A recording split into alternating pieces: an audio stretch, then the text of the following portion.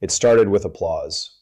Polished stage, perfect lighting, billion-dollar founders speaking in smooth, measured tones about responsible innovation, human-centered AI, and the next leap forward for civilization. The debate between tech giants had the aesthetic of inevitability. Artificial intelligence wasn't framed as a question, it was framed as momentum, something accelerating, something unstoppable, something already here. The executives spoke about breakthroughs in medical diagnostics, AI co-pilots increasing productivity, language models democratizing knowledge, autonomous systems optimizing supply chains.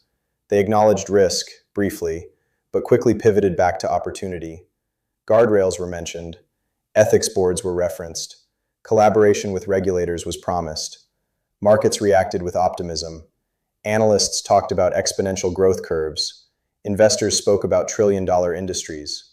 And then Joe Rogan watched the clips. When he opened his show days later, the tone was different. There was no stage, no teleprompter, no corporate branding, just a microphone, a long-form format, and the kind of curiosity that tends to wander into uncomfortable territory.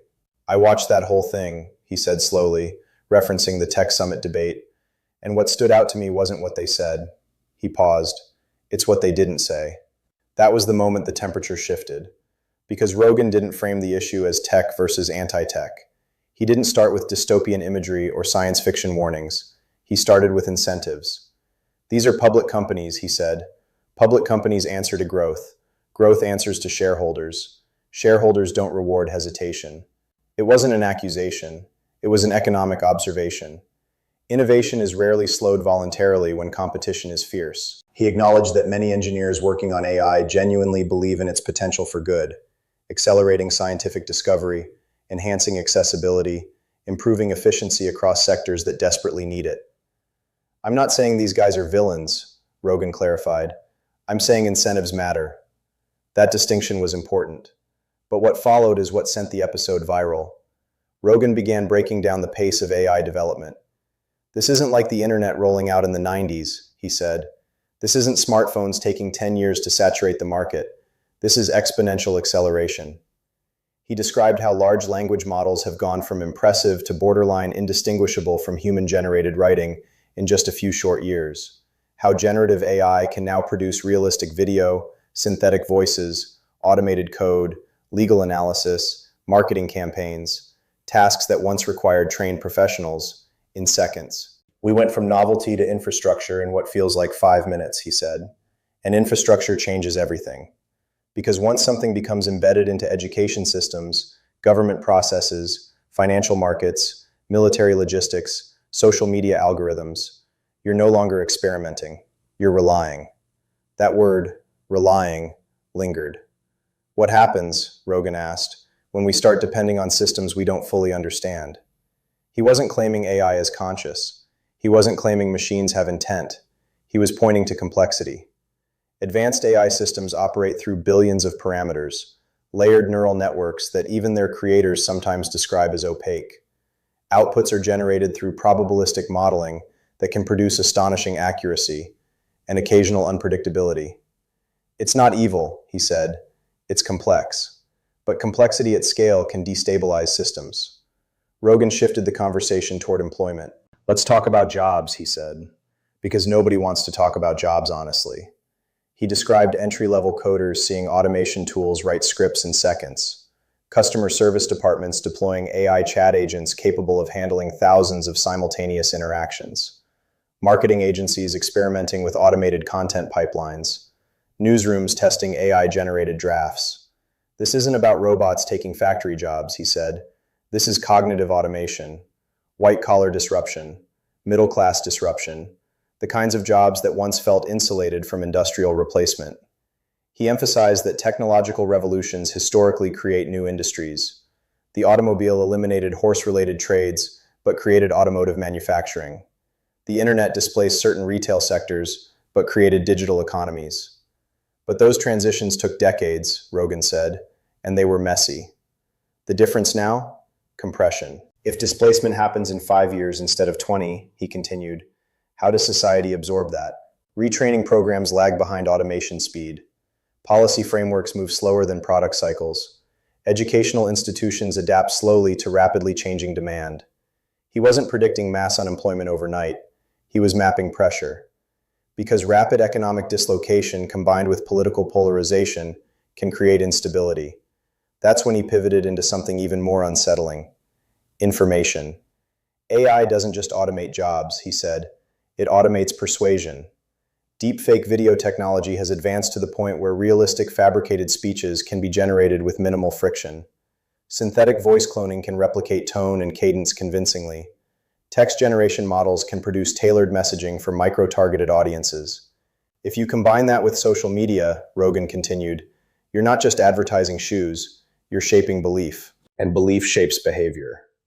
He described scenarios where automated misinformation campaigns flood networks faster than human fact-checkers can respond, where synthetic political messaging is indistinguishable from authentic speech, where trust in visual and auditory evidence erodes completely.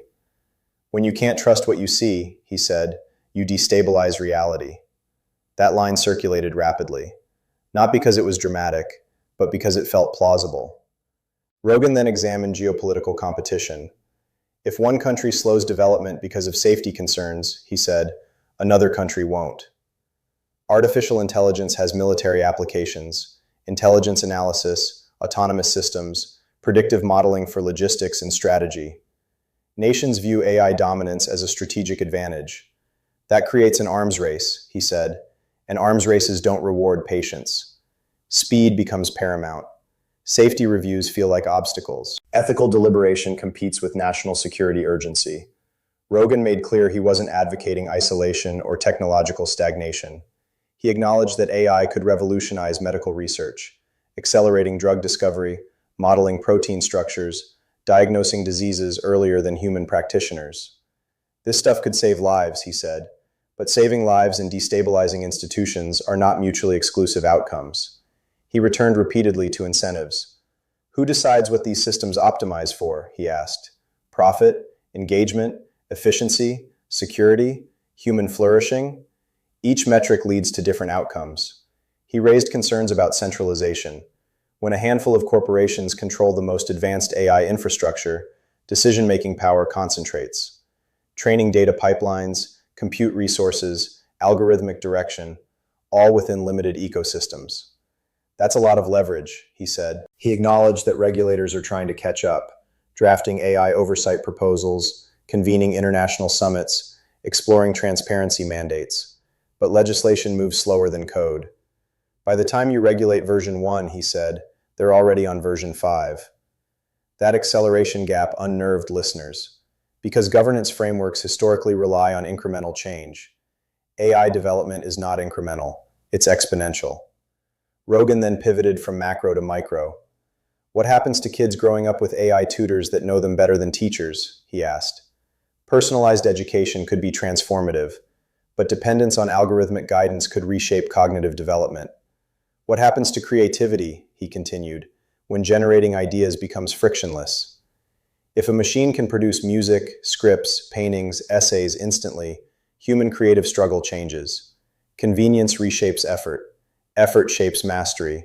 Mastery shapes culture. He wasn't arguing that creativity disappears. He was asking how it evolves. He then returned to something philosophical. What if the biggest risk isn't AI becoming conscious, he said, but humans becoming complacent? Complacency in critical thinking, complacency in verification, complacency in skill development. If you outsource memory, problem solving, even writing, he continued, you might gain efficiency but lose capacity. That idea resonated deeply, because society has already experienced similar shifts. GPS reduced spatial navigation skills, smartphones reduced memorization, search engines reduced recall reliance. Each tool increases convenience, but each tool also rewires behavior. AI may represent that shift on a much larger scale. Rogan emphasized he is not anti-technology. He uses advanced tools. He appreciates innovation. I'm anti-blind optimism, he said. That line went viral, because optimism without contingency planning feels reckless. He then asked something that no executive on the debate panel had fully answered. What's the fail-safe? If an AI system causes financial market instability through automated trading feedback loops, who pulls the plug? If autonomous systems miscalculate in military applications, who bears responsibility? If algorithmic bias produces systemic harm, who is accountable? These are not hypothetical questions. They are design questions, and design choices shape outcomes. Rogan acknowledged that many tech leaders publicly support regulation, but he questioned how much friction innovation will tolerate before competitive pressure overrides caution. History doesn't reward the company that hesitated, he said. He also explored psychological impact. When AI systems can simulate companionship, generate emotional dialogue, provide constant availability, human social dynamics shift. Loneliness could decrease, or dependency could increase. He asked whether human-to-human interaction weakens when machine-to-human interaction becomes frictionless. Convenience always wins, he said quietly. The audience reaction online was immediate and polarized. Some praised him for raising legitimate caution. Others accused him of fueling techno-anxiety.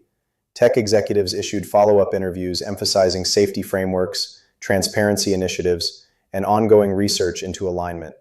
But Rogan's warning was not about villainy. It was about velocity. We're building something incredibly powerful, incredibly fast, he said, and speed magnifies mistakes. That sentence spread widely.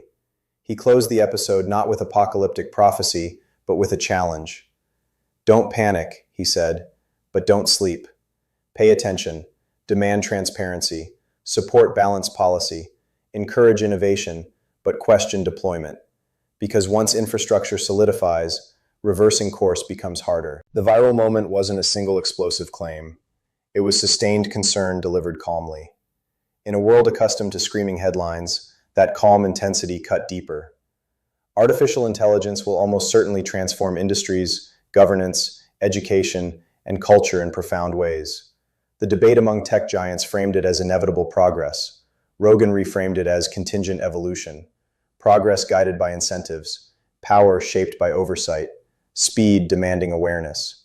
And perhaps that's why the episode resonated, not because it predicted catastrophe, but because it reminded listeners that transformative tools are neither inherently good nor inherently bad. They are amplifiers of intention, of design, of human decision. And if amplification happens without reflection, consequences multiply. That was the warning, not doom. Responsibility. And in an age where acceleration feels constant, responsibility may be the rarest resource of all.